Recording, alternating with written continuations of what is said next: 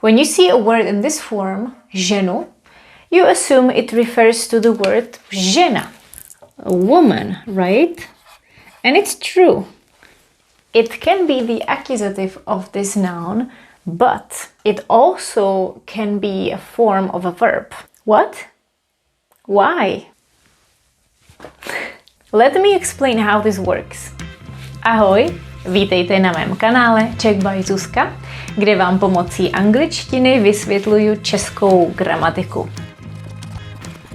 So this is a verb that means to chase or to rush somewhere. You would probably encounter the reflexive form much more often. For example, if you ask someone, kam se ženeš? Kam se ženeš? It means, where are you rushing to?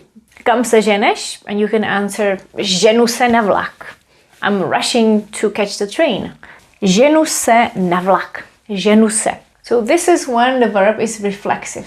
When it is not, it means that you are chasing something. For example, before it would be common to use this verb for herding cows or sheep because you are chasing them. Ženu ovce domů.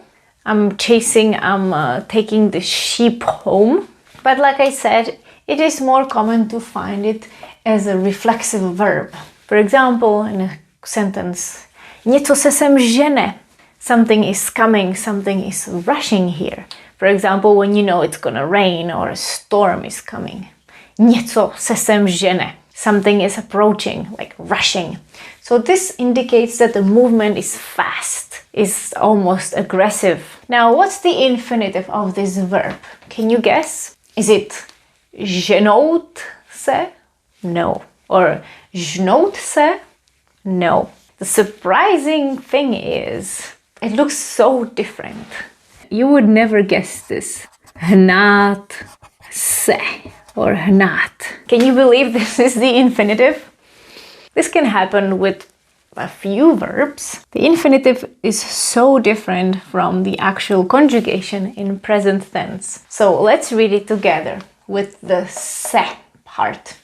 Ženu se, ženeš se, žene se, ženeme se, ženete se, ženou se. Once again, this means to rush, or chase something. When you say ženu se, it means I am rushing to get somewhere. If you don't use this, you could say ženu ovce domů. I'm driving the sheep home. I'm herding the sheep. This verb, hnát se, could be replaced by běžet, run, or utíkat, in a sense of rushing somewhere. The good thing is, past tense is very regular, kind of regular. Let's do the past tense forms. The past tense is easy. You only get rid of the accent and then you work with the infinitive. So, já is hnal jsem se or hnala jsem se, hnal ses.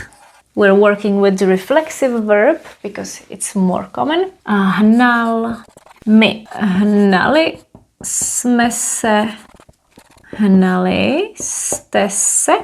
Hnali se. And of course, don't forget we can also have the feminine form. Hnala jsem se, hnala ses, hnala se, or hnali jsme se with an Y at the end.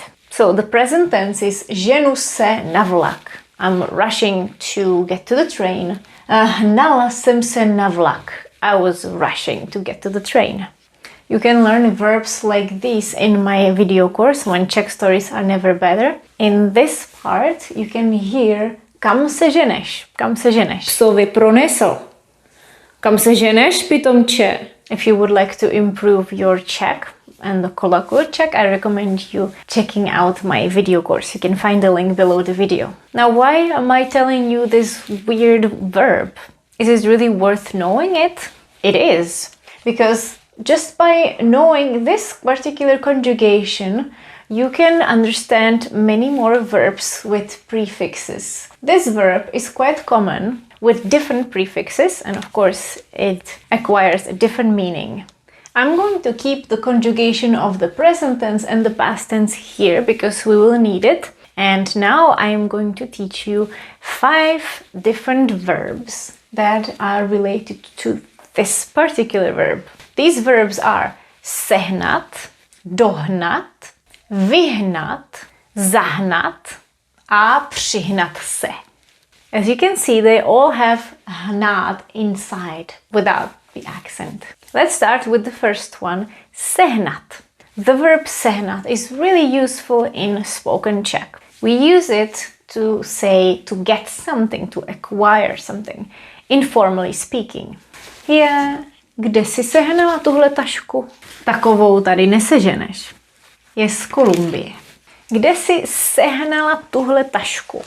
Where did you get this bag? Sehnat means that you went to places and you looked for it and then you got it. It doesn't mean that someone gave it to you. You probably went and bought it somewhere. But it's very, very common to ask, kde si to sehnal? Kde si to sehnala?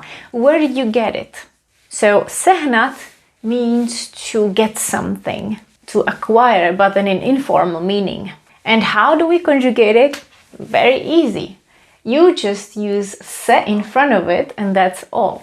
This one is not reflexive, careful. And one important thing to mention is that hnát se are imperfective. But once you put a prefix, then it is perfective. So, ženu means I will get, I will acquire, and it's perfective. Ženu, seženeš, sežene, seženeme, seženete, seženou. Kde jsi sehnala, it would be hnala si, sehnala si. Kde jsi sehnala tuhle tašku? Takovou tady neseženeš. You won't find this here. Our next verb is dohnat. Dohnat means to catch up with someone or catch up on something. You're going out with a few friends, but you're a little bit slow on getting ready, so you can tell them, běžte napřed, já vás doženu. Go ahead and I'll catch up with you. Běžte napřed, já vás doženu. Doženu. And you can also use it when someone is ill and didn't come to school, for example, for some time, and then they have to catch up on the material. Musím to dohnat. I have to catch up on the material. Musím to dohnat. Musím dohnat učení. Our next verb is vyhnat. Vyhnat, the prefix vy, often means that something goes outwards. So, for example, when you want to chase something out, imagine there is a wasp and you say, prosím tě, pojď sem a vyžeň tu vosu. Come here please and shoo off the wasp or chase the wasp off. Vyhnat, vyhnat. It could also mean to force to leave. Vyhnali je z města. They forced them to leave the town. Vyhnali je z města. The conjugation is the same. Remember, vyhnat is also perfective. Vyženu vosu, I will chase the wasp off. Vyhnala jsem vosu, I chased the wasp off. Zahnat.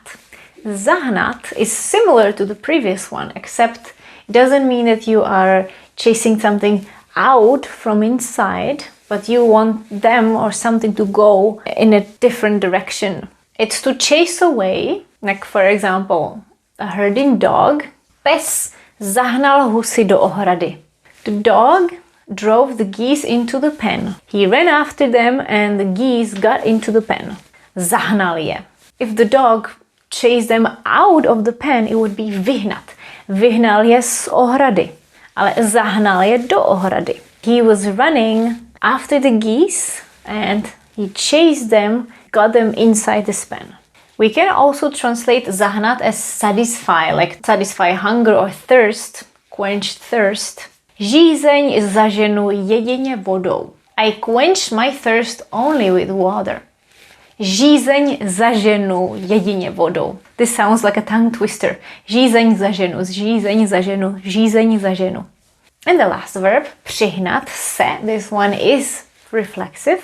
When something comes rushing towards us. Přihnat se. Najednou se přihnala bouřka.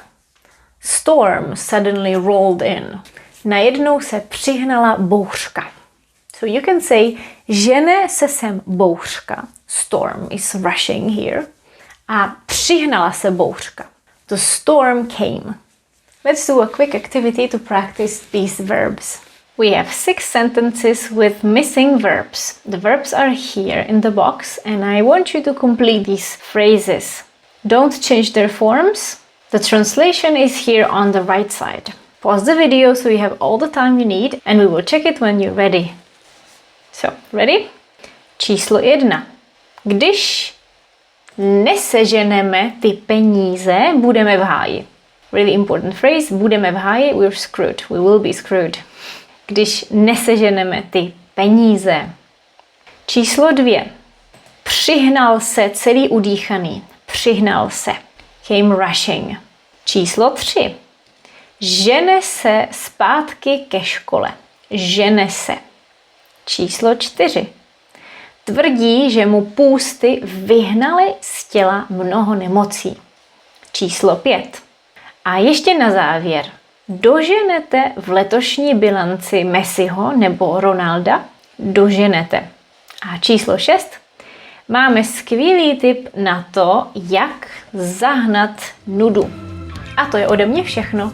Let me know if you know these verbs or if you can think of different prefixes in front of this verb, because of course there are more. Mějte se krásně a zase za týden na viděnou. Ahoj!